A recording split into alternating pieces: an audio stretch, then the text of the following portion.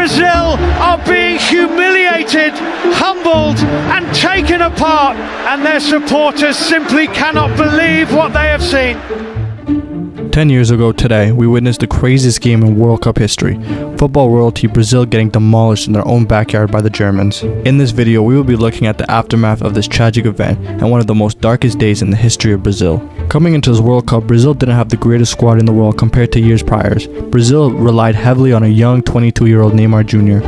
Unfortunately, he sustained an awful back injury that left him with a fractured vertebrae in the quarterfinals against Colombia, as well as losing their captain and leader Thiago Silva due to suspension. Before the game, Brazil held up a Neymar jersey to support him because according to the doctors, Neymar was 2 inches away from being paralyzed.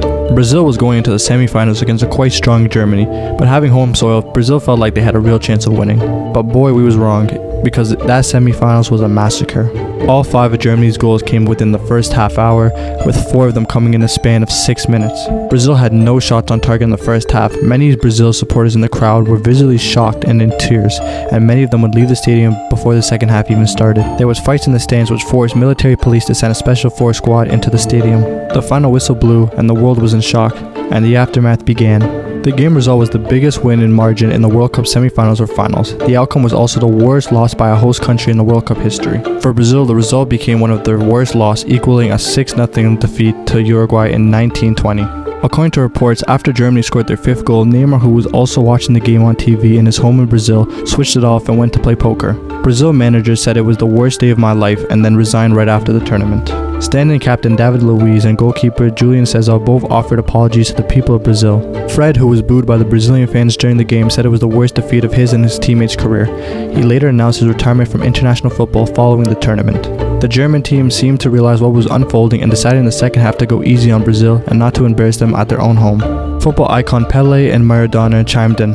Pele giving his support to Brazil, quoting, "I always say football is a box of surprise and nobody in this world expected the result.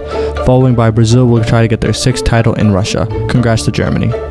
While Maradona was seen singing a song mocking the Brazilians' defeat.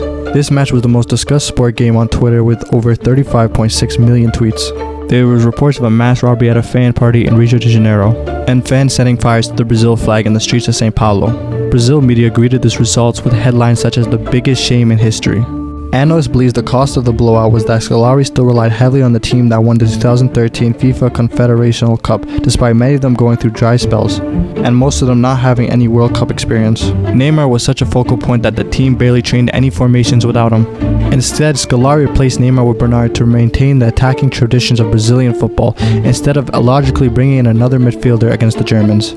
"The night Brazil's beautiful game died" was how BBC presenter Gary Lineker put it. People still talk about this game 10 years later, and will still probably talk about this game till the day we die.